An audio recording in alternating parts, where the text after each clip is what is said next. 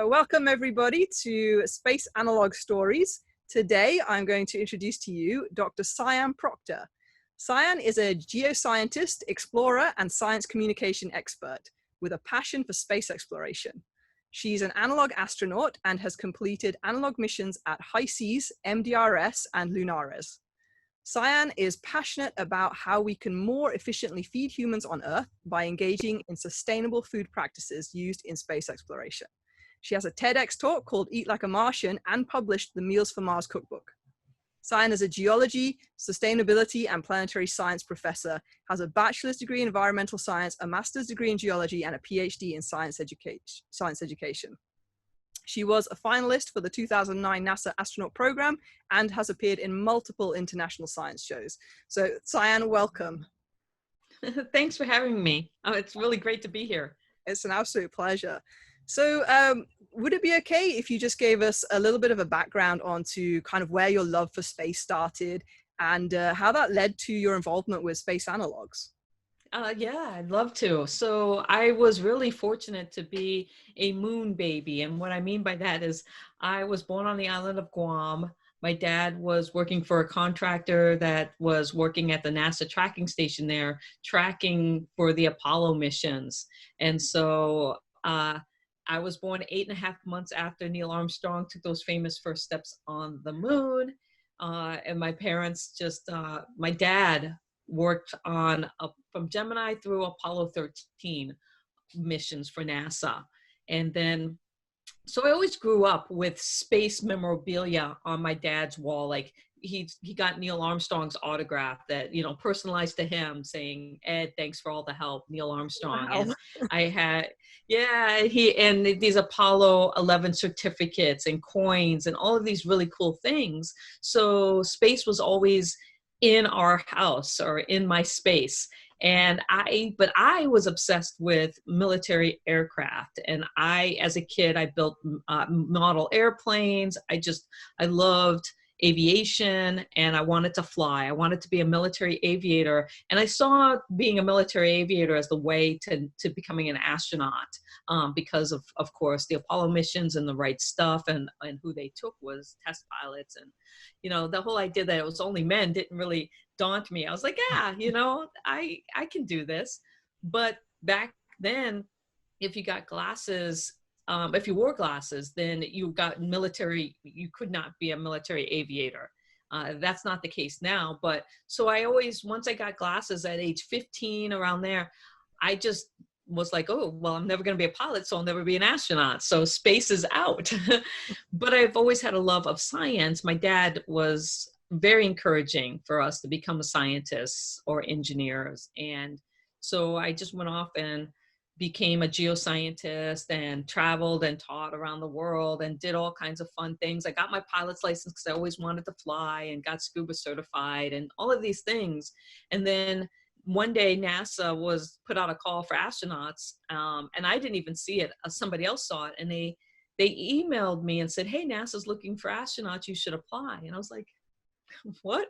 Why not? You know, who am I to apply?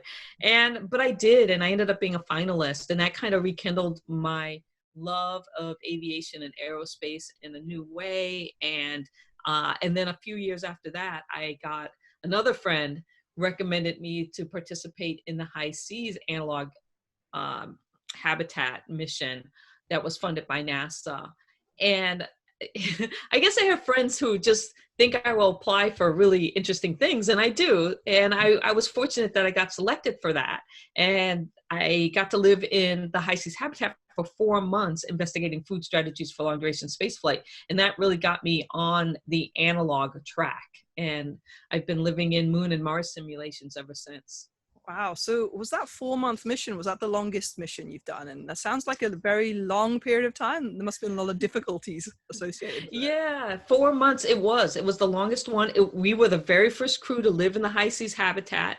So there was a lot of interesting trials leading up to building of the habitat itself. So we weren't really sure in the end whether or not it was going to happen. And then to some extent, there was a lot of pressure for us to be a model crew because if we were not successful, then future funding may there's a good chance that it wouldn't have come through. And so how do you find and pick the right crew to come in, particularly because it's brand new, nothing's set up.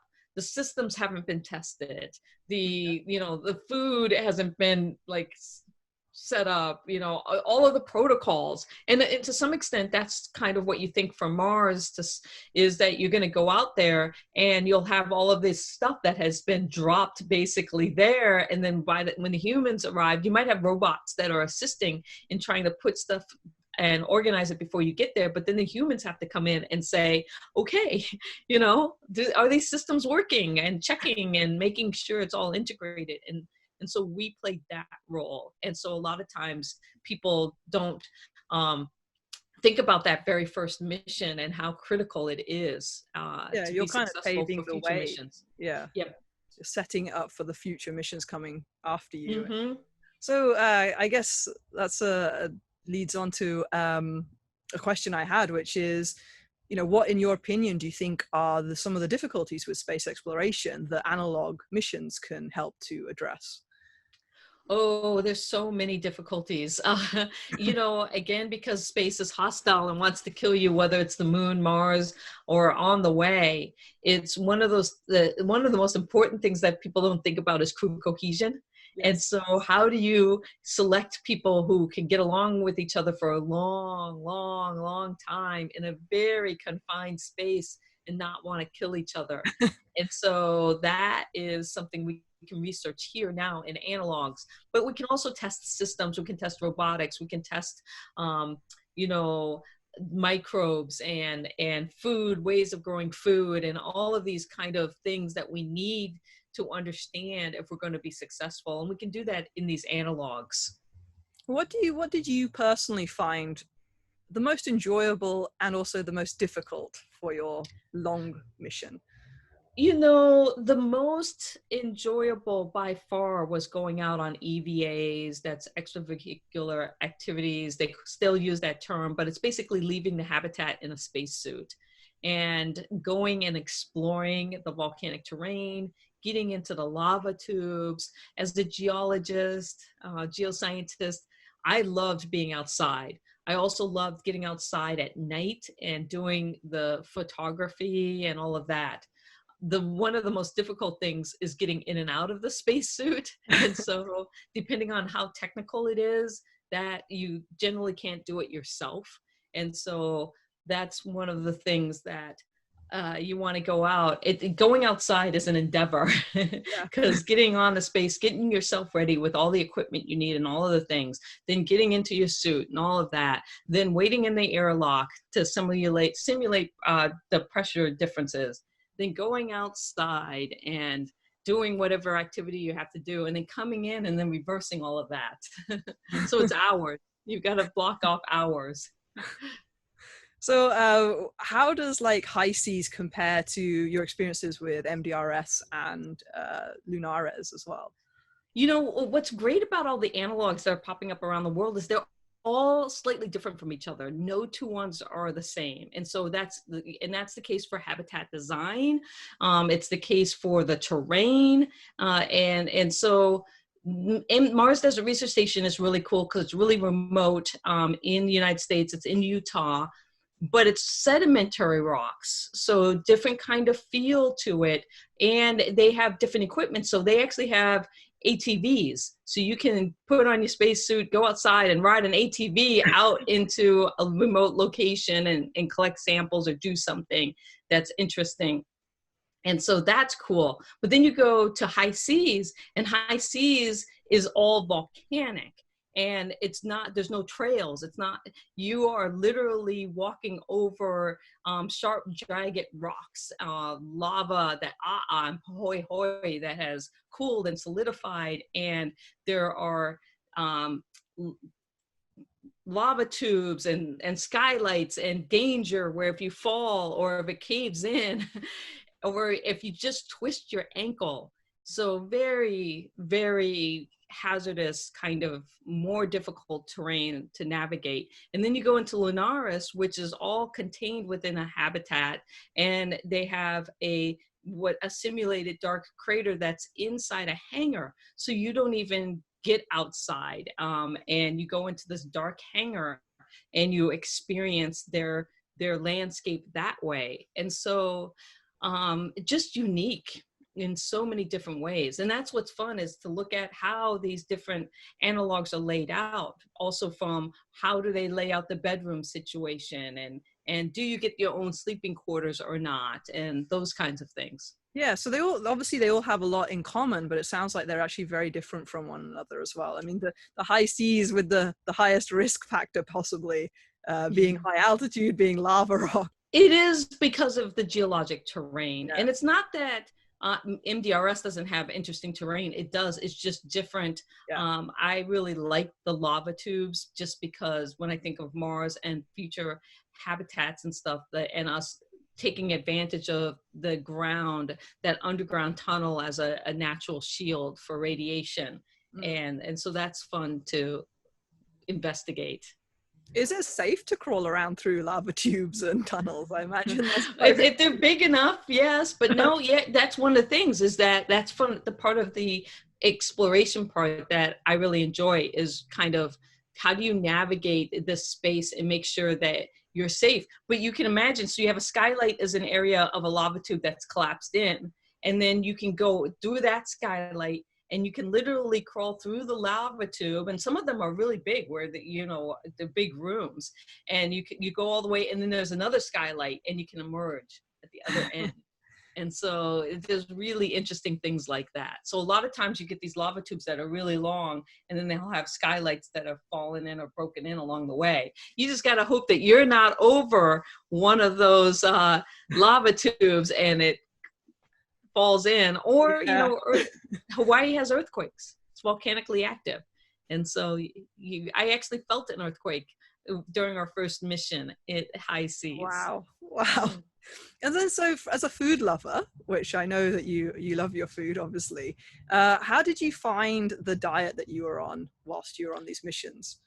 That's a good question. So the very first mission was 4 months, and it was investigating food strategies for long duration space flight. So we had a set thing that we had to do, where we ate 2 days like astronauts eat kind of now on the International Space Station, which is just add water and heat meals. And then we had 2 days of creatively cooking with our space pantry, which consisted of shelf-stable ingredients, including freeze-dried fruits, meats, and vegetables. And so we got to creatively cook and come up with recipes for 2 days. And then we would eat like our already prepared meals for 2 days. And we alternated for the entire 4 months that way. And so the whole point was like, do you prefer creatively cooking versus eating already prepared meals? Well, I think we all know the answer to that. Creatively cooking, the variety and the culture that people bring in, and the flavors and all of that stuff. And so that was fun to be a part of that. And then looking at going to LunAres, where we had kind of all prepackaged meals to choose from, and varieties that we had to pick out ahead of time. So that was very different. It was very kind of like control. That was all prepared meals. And then MDRS was, again, a part of the cooking. So we got to cook it creatively a little bit for that, because that was a precursor to going into the high seas habitat. Oh, okay. Yeah.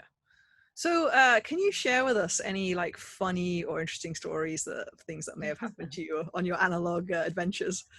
The fun thing is every crew is a little bit different, and it's fun to have that time and space to get to know them. So the dance parties have always been fun. The celebrations are always fun. And so when you're with people for 4 months, people are bound to have birthdays. You celebrate the halfway mark. But then I was just in the Sensoria mission, and that was 2 weeks at the beginning of January. And what was cool about that was it was all female. And so we had all these like dance parties together, and it was just kind of fun to have that experience. we were just That dancing fun. because why not? Someone Yeah. would put on music and we'd all just start, you know. Oh, is that And that TikTok video I saw? yes, the Like, TikTok yeah, video where we're out there and like even on EVAs, we would just be like, yeah. you know, play music and start dancing. And that was a lot of fun. I remember doing fun shoots with Kate Green, who was part of my very first mission. She had some contracts with Discover Magazine and some other outlets because she's a science writer, and I was her photographer. So we did funny shoots. Like we had balloons that we filled up with like helium, and then had her go outside in a spacesuit holding balloons. I have fun pictures of her in a spacesuit juggling rocks, Mars rocks and stuff. Like she was a good juggler. So she's like, you know, That's fun. and just really interesting things like that, It sounds like lots playing of fun. games, watching movies, but also doing the science. Mm. We got to drive the Canadian rover from high seas. So, you know, telerobotics, you know, here we are in high seas controlling a rover in Canada. Oh, wow. Yeah, that does sound Hmm. pretty cool. Yeah. A lot of hard work, but you have to blow off steam, so it sounds like a lot of fun as well. Yeah, you got to find a mixture between the work, and the work schedules are pretty rigorous because you're going every day, all day, and then trying to take, you know, the evenings off so you get a little bit of time, coming together for meals so that you can engage in some conversation and crew cohesion. But then like putting in special days like either Friday night or Sunday or something for like maybe a movie. And so those are cool things. So imagine you have a friend who's not at all interested in space. How would you get them excited in space? Well, luckily, space is pretty much in everything because I think that if they're into music, you can connect with them through music and talking about how music influences space, or especially the astronauts in space. I mean, Chris Hadfield and his music video, some of the people who have brought musical instruments into space, the sounds from space. So there's some interesting things there. Or if they're into art and talking about, well, what role does art play in space, and how do we have conversations around, you know, art and space, and creating that kind of shared bond through the beauty of art, and then poetry and sci-fi. And there's so many ways to bring science and space into a person's life, and guaranteed that I can find something, even if my friends like, I don't like sci-fi, but you like horror movies, and how about, you know, how about this sci-fi movie that was really a horror movie, you know. And Everybody, right? the fun thing about food is we all have to eat. Yeah. And so everybody, and so it's fun, you know, when I did the Meals for Mars cookbook, this is based off of the High Seas mission for 4 months. Hmm. And I ran a cooking contest called Meals for Mars, where the average everyday person could submit a recipe using our space pantry. And then in those 4 months, I cooked those recipes with different crew members as guests on my Meals for Mars cooking Oh, show. wow, And yeah. so 25 recipes in the end. But I have found that food is a common link to anybody who doesn't like space. All I have to do is say, well, what would you want to eat if you could go to Mars? What would you want to eat on Mars, you know, or on the moon? And why? Like if you could go and we could teleport you there even for just a day and come back, what would you want to eat there? And that gets them thinking about space. Yeah, that's good. That's a really good one. So if you got the opportunity to go to Mars, would you take it, do you think? Or on a Oh yeah, one-way trip, or a return? Would it have to be a return trip? I would prefer return, but you know, just because that would be kind of cool, going there and then seeing the Earth coming back. But as I get older, a one-way trip is not unreasonable, and Oh, I see that as a thinking about the fact that, you know, time is limited for me, for us, And so as I creep into 50s and then 60s, and then, you know, if I'm 65 or 70 and they're like, we're building a settlement, we want to send old people. Would you Retire to go? Mars. You're not coming back. And be like, yeah, okay. The first Martian retirement village. Yeah, the first Martian return. I think actually that's really reasonable because of the radiation and the experience. Why not send really seasoned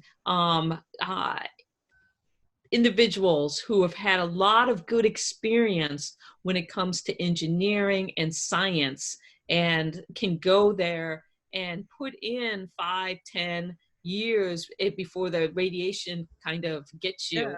And the thing about it is, then, you know, instead of having them suffer through, you know, the cancer and all of that stuff, you know, we have a humane way of and of celebrating the end or the transition to what's next. So Because we do, you know. What do you think you would miss the most if you were on that long trip to Mars? And one thing would you want to take with you?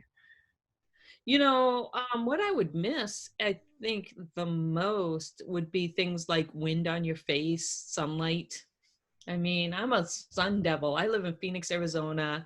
I went to Arizona State University, and their mascot is the sun devil. And so I think sunlight and my need for that feeling of warmth that the sun gives you. And so the coldness of space and the vastness of space I'd need something to offset that. What do you think you'd like to take with you? If you could choose one luxury item? And one luxury item that's not like digital, right? Yeah, exactly. Yeah. Yeah. So something that's tangible. You know, that's a really good question. I'm trying to be more of a minimalist and not have things, but I would love to take like my one of my space bears. So I would take Ursa Minor, my little space bear. Wow. I've always loved stuffed animals. Cute. And you know, or if I could have a robotic pet.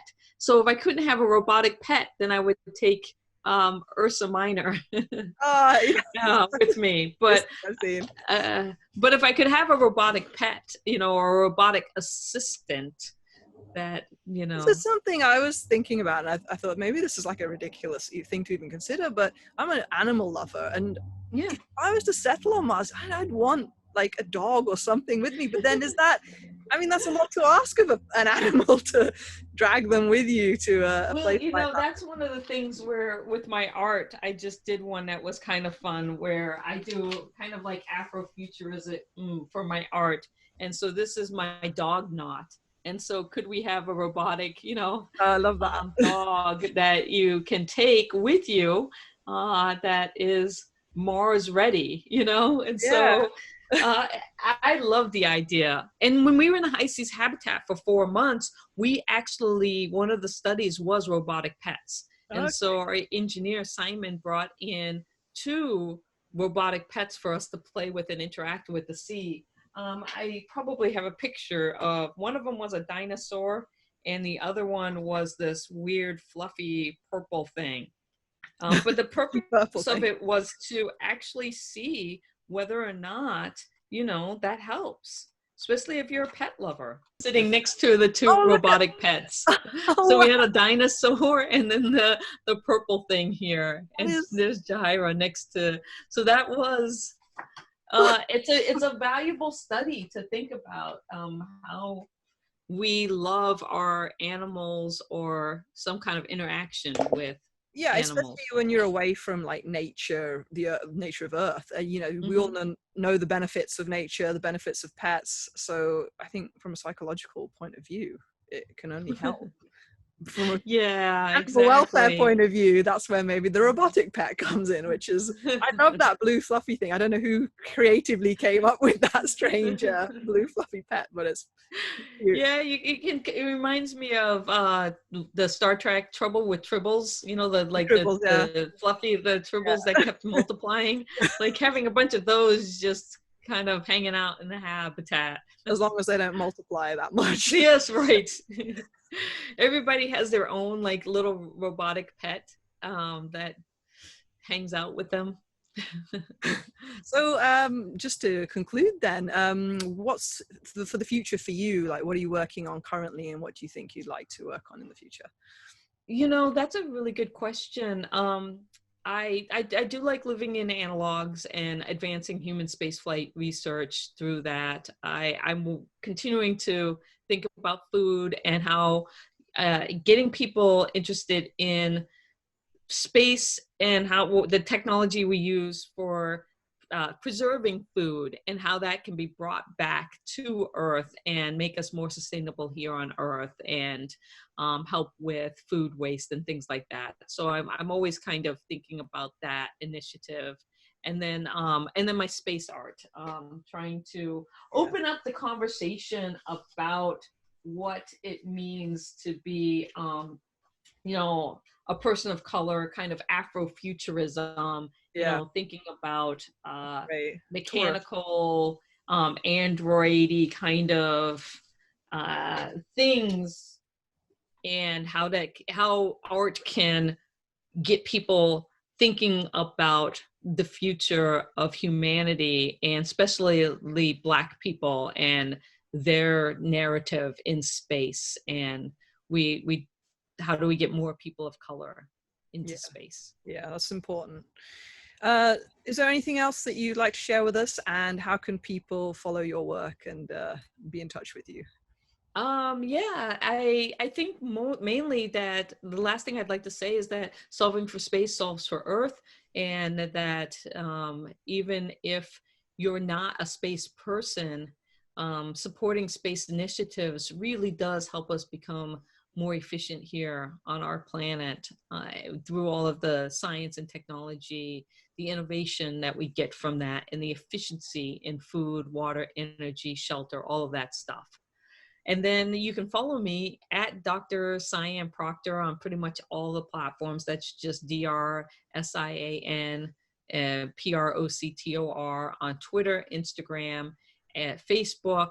And if you like my artwork, I have a Patreon page. And so you can just, again, it's Sian Proctor on my Patreon page. And I send people original postcards and poetry every month through my postcard Patreon campaign. That's great. And I can vouch for that because I love receiving those postcards. So, Sian, thank you so much for being with me today. It's been a real pleasure. Oh, well, thank you for having me. And I can't wait to eventually come and check out the dome. Yeah.